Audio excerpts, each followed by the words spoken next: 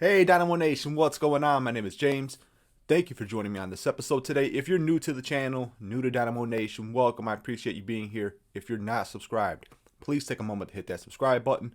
Definitely helps out the channel, helps me pump out more Dynasty content like this. In today's episode, we are doing another deep dive team breakdown for a subscriber. This one's for Ty. Ty, shout out to you, man. I appreciate the support. So yeah, let's get right into it. You can see right now league structure. This is a 14-team league. Obviously, Dynasty League, PPR scoring. 48-man rosters in the offseason. That has to get trimmed down to 35 when the season starts. And 7-man taxi in this league. Requirements, 1 QB, 2 running backs, 2 receivers, 1 tight end, 1 standard flex, 1 super flex. And this is a 7-start IDP league. 2 D-line, 2 linebacker, 2 DB, 1 flex. Time went 12-2 last season and finished in second place. So we can see different type of league than what we've been doing. Obviously, this is our first IDP league in terms of the team breakdown, so I'm excited about that. You guys know I love IDP. Very large roster. So yeah, this is going to be different. This is a really good team. A really good team. This is probably the best team that we've broken down so far. So let's move on, take a look at the draft situation for Ty. You can see right away, Ty sitting on picks 1, 4, 2, 1 in this draft. He's got 3 firsts in 2023. And he's got a 2nd, 3rd, 6th, and 7th in 2024. Like I said, this team is loaded with talent. Extremely talented. And the fact that he's sitting on these early picks in this draft, that goes to show this is good management. Having all the picks in 2023 set up, he's looking really, really good to extend this window. And that's what this is all about. So let's take a look, start breaking down this roster. So we can see he's sitting really, really comfortably in his quarterback room right now. You know, having Mahomes, having Kyler. I mean, this team is in a really nice spot with those 2 quarterbacks. Obviously, you want to upgrade your QB3 situation. You need to protect yourself against injuries, bye weeks, stuff like that. But for your 2 starters, Ty, I mean, you're sitting amazing. There's not a whole lot you can do to improve this room. So let's take a look at the running back situation. Now, running back, again, Jonathan Taylor's the first name on this list, which is absolutely stupid. Follow that up by Swift and Cam Akers. So boom, boom, boom. He's got 3 young studs at running back. A.J. Dillon, who you guys know I like a lot, is on this squad.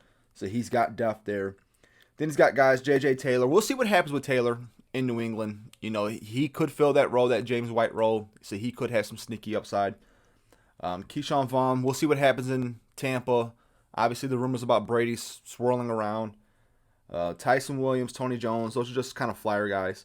But you look at your top 3 running backs. I'll even say top 4 because I like Dillon a lot.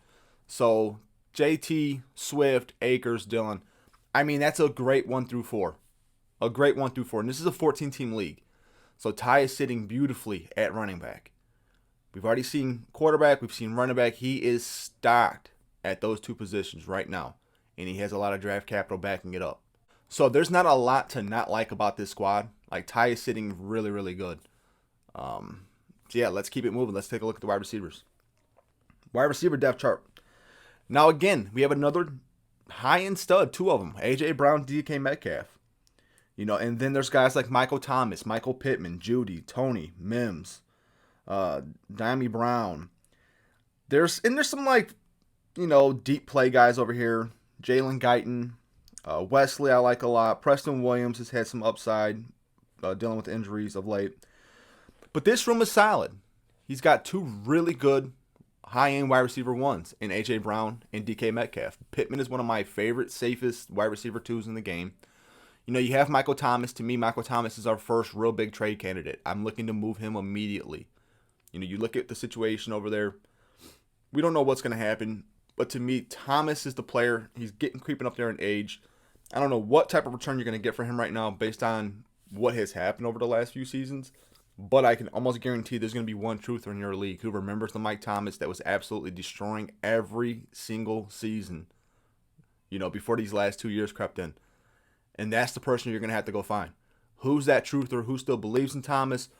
And Thomas could come out and have a bang-up year. It's possible. It's very well possible. But the way your team is structured and the way it's set up, I'd be looking to move off those older assets right now to keep this window extended, you know, indefinitely almost. It's definitely possible. You have your 2 big boys. You know, you have Pittman. All the rumors with Aaron Rodgers going to Denver. If that were to happen, Judy immediately goes up.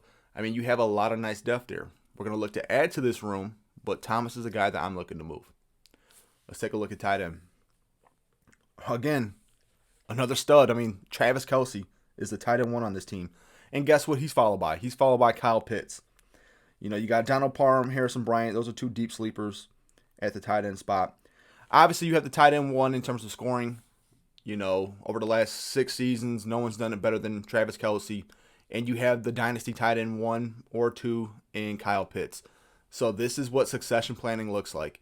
You have your stud, and obviously Travis Kelce, and then Kyle Pitts. So obviously what you're going to have to do, to me, this window, you're 12-2, second place. If you want to keep this window open, Travis Kelce is a sell to me. Your team is so good that and I know you're breaking up the stackable situation between Mahomes and Kelce, but at some point that's going to go anyways. And Kelce might have another season or 2 of high upside play. To me, you already have his backup, his heir apparent, ready to go in Kyle Pitts. If you cash out on Travis Kelce right now, you are going to load yourself up with more draft picks in the future, which is going to help you keep this window open. 12-2, your team is stocked, loaded, ready to go. I think you can absorb that hit. So Thomas and Kelce, to me, are the players to move. Cash out while you can, extend your window, grab more draft picks, more young players, and let's keep this thing open. We talked about it all the time on here. Don't do it for a year, do it for a decade, and this is how you can get that done. You have the other pieces in place to absorb losing a Travis Kelce right now. And it's not like you're going from Travis Kelce down to Harrison Bryant. You're going from Travis Kelce to Kyle Pitts. That's the beauty of it. And this is how you keep those windows open. Let's move to the IDP side of things. I'm excited about this. You can see D-line depth, and for those new to IDP, let me just tell you, elite defensive linemen are hard to come by. Defensive line is a very volatile position. You'll have a player score 15 one week, maybe 2 the next. So finding those elite defensive linemen consistently in the 10 to 15 point range, those are what we want to target. Okay? And I'm going to break this down for each position for my folks out there that are new to IDP or they don't play in it, just to give you kind of a background of what to be looking for if you do jump into an IDP league. So yeah, Joey Bosa and Brian Burns, those are both nice defensive linemen. Bosa especially. Bosa's an elite player. Burns is kind of like the number 2 D-line on his team behind Hassan Reddick. So he's going to be limited and capped in terms of what his production is, but he's still a really nice player. But he has those disappear weeks. So for me, I would be looking to upgrade from Burns. Ideally, Burns is your DL3. If he's your DL3, you're sitting really good. You know, because you're only starting 2. But for me, I'm looking to upgrade that spot. You know, a Myles Garrett, Danielle Hunter, someone you can probably get cheap coming off of injury again. You know, he was out with the neck, now the pec, but when Hunter plays, Hunter is an elite defensive lineman. I mean, 10, 15, 16, 17, 18 points a week. It's crazy. He puts up wide receiver 2 numbers, wide receiver 3 numbers consistently on the D-line. So that's what I'm looking to do for this team on the D-line. I'm ideally slotting Burns down to the DL3, and I am upgrading my DL2. If you can get that done, I mean, this part of your IDP is going to be set pretty good. Let's take a look at linebacker. Linebacker here, I have no complaints in terms of the top 2. Darius Leonard, Devin White are both extremely elite players. You know, Leonard is in the territory of probably putting up close to 20 points a week. There's only one linebacker I would probably want more than Leonard, and that's debatable, and that would be Roquan Smith. Elite linebackers in IDP, probably looking at 17, 18 points a week every week, but sometimes you'll have LBs put up 25, 30 points a week if they have a really good week. And this is the part of IDP that you guys are missing out on. These IDP players put up numbers similar to, you know, starting wide receivers, starting tight ends, and running backs. So with this team having Darius Leonard, Devin White, I mean, they're 2 high-end, top 5 or 6 dynasty linebackers right now. Both extremely young, both have a lot of ground in front of them. And then we got Baker sitting here as our LB3. I like Baker a lot. And in a 14-team league, he's a great option as an LB3. He really is. The only issue I have with this team is who is sitting at LB4. We have to upgrade that spot. I think you know that. You can't go into the season with so much uncertainty at your LB4 spot. Injuries happen all the time. Bye weeks happen all the time. We're going to have to upgrade that spot. But so far, so good on the IDP front. We need to upgrade DL2, and we need to upgrade LB4. So let's take a look at the DBs. Now, DB, guys, is the one position that I personally will stream, and I'll stream it every single week. I love looking at cornerback matchups with wide receivers. That's something that I do weekly. It's something I was doing, updating on the channel here. I was posting those rankings weekly. So if that's the stuff that you're interested in, there's going to be a lot of that coming in the season for these DBs. But the exception to that is those handful, 5, 6, maybe 7 elite safeties. Elite. And Derwin James is one of them. This is a player who goes out and scores buckets of points every single week. It's not uncommon for him to pop off and have these 25, 26-point games here and there. It happens. Most of the time, he's going to be at 15, 16, 17 points. Derwin James is an elite player. And the thing about this team, Ty's got Kenny Moore. Kenny Moore, I think, was the 3rd highest scoring DB overall in fantasy this year, and he was a cornerback. A lot of players flex out on the cornerbacks. They fade that position, which you shouldn't do. Like, the league is throwing the ball so much today. If you can find a cornerback who is getting targeted a lot and is producing points, I mean, they are going to score a lot. And Derwin, I think, was the number 2 DB. So this team, you're looking at the number 2, number 3 DB. There's not a lot to. I wouldn't invest anything into this spot. You're already sitting really, really good at the DB spot. I've already said how I feel about streaming this position anyway, so I don't really care who you're rostering in that number 3 spot or that number 4 spot if you're going to roster forward. Those positions you can stream every single week. Just play the matchups. Play the matchups. That's the way to do that with your DBs. So overall, I really like your IDP, Ty. You have studs across the board. All 3 tiers are covered. You just need to upgrade your depth a little bit at linebacker. And ideally, if you can, try to go get an elite DL2 and maybe even get another DL1. There's no harm in it having 2 DL1s to start on your team. And if you like you have the 2-1, right? 2-1, you're in the super flex, so you can probably move that 2-1 for a Myles Garrett plus an early 3rd round pick. So drop back 1 round. Like if you went from 2-1 to like the 2-14, 2-13 with Myles Garrett, that could be something to consider because Garrett, is going to give you 15, 16 points a week. Like he's a consistent producer. And when Garrett has those pop-off weeks where he's getting 2, 3, 4 sacks, that now looks like a 30-point week. So if you were to do that, your defense is going to be stacked. And defense IDP will win your league. If you don't have a strong IDP, you can have a great offense. Your skill guys could be set. But if you're getting absolutely shit production out of your IDP, you're not going to win. So, all right, let's keep it moving. We can see the cornerstone pieces. I've told you guys before, I'm trying to limit this to 2, your top 2 players. For me, it's Mahomes and it's JT. I think that's pretty easy. I don't think we need to dive too deep into this. They are both the number 1 option at their position in Dynasty. So you are absolutely set there.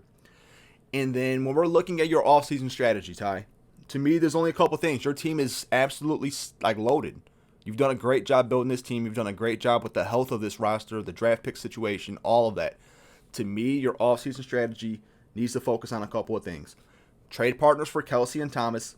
Cash out while your team could absorb that production loss and acquire those assets for the future. Okay? Because I think you could extend this window another 4 or 5 years by doing that. Like, our QB3 has to be upgraded this season. You cannot go into the season with your current situation. I mean, we're looking at, who is it, Mitch Trubisky? And Trubisky might land a starting job this year, but I'm not taking that chance, right? And if you were to lose Murray or Mahomes for any period of time, I mean, the Superflex League, that's a huge hit. You'd be dropping from that to maybe a Michael Pittman. That's going to be a huge hit. And then again, ideally, Burns is our DL3. We would like to upgrade that spot. And I've listed some names. Myles Garrett, Burns' teammate in Reddick, Daniil Hunter, players like that. And then we need to upgrade the depth at linebacker, our LB4. Baker's completely solid at the LB3, but Robert Quinn at the LB4, that has to get upgraded. Like, quick, fast, and in a hurry. And the last thing I would do, with that 1-4, I'm taking whoever falls to me between Burks, Wilson, and Spiller. I'm loading up on those young skill guys right now. And, I would guess at the 1-1, the quarterback is still going to go first in your league, which is great for you because you're sitting at the 1-4. You're going to have your pick between the top 3 skill players. One of them is going to be sitting there waiting for you, right? Between Spiller, Burks, Wilson, someone's going to be sitting there waiting for you to draft. And that's going to help extend your window. And at the 2-1, we already kind of covered what you could do in terms of upgrading that IDP. You could also sit there and wait to see which one of those quarterbacks falls to you. Maybe it's Willis. That might give you an opportunity to upgrade your QB3 situation immediately. by drafting that player at the 2-1. So you've got a lot of options here in the offseason with the draft. Your team doesn't need a whole lot. There's not a whole lot of tinkering that needs to happen here. You need to make these little peripheral moves. The biggest thing is going to be moving off of Kelsey. And I'm only advocating that because you have Pitts in the wings. That's it. That's the only reason why. If you're not in a similar situation, I'm not going to advocate that. If you're winning and you have Kelsey and your alternative is Harrison Bryant, you need to hold on to Kelsey. But with Ty here, having Kelsey, having Pitts, Ty's in a unique situation to where he can cash out on Kelsey because obviously we're expecting Pitts to have a better season next year, right? So you can cash out on Kelsey, add all these draft picks, all these young players, whatever you're going to get, and still have an elite tight end one. That is a unique situation that he's put himself in. And this is something that he needs to capitalize on. This will extend your window. So, all right, Ty, that's it. That's the video. I appreciate the support, man. If you guys like this stuff, like this type of content, remember to subscribe. I'm going to be doing one more round of these. I know I keep getting these questions a lot. This was a subscriber giveaway when I hit 100 subs back in like early December, something like that. So we're working our way through these. I think this is number 6 or 7. I have 10. So I'm going to be doing one more small giveaway, 3 to 5. Trying to figure out what that number is going to be. If you want something like this, check out the Patreon. Patreon information is right here. I'm doing these for patrons on the Patreon. The first one of those is actually coming out today as well. I might put that on YouTube to give you guys, just so you can see, just to give him a shout out for supporting the Patreon. But yeah, if you want one of these, make sure you're subbed into that giveaway. If you don't win it or you don't want to take the chance on it, head on over to Patreon and support the channel. So, all right, guys, that's it. You guys have a great week. Stay safe, and I'll see you next time.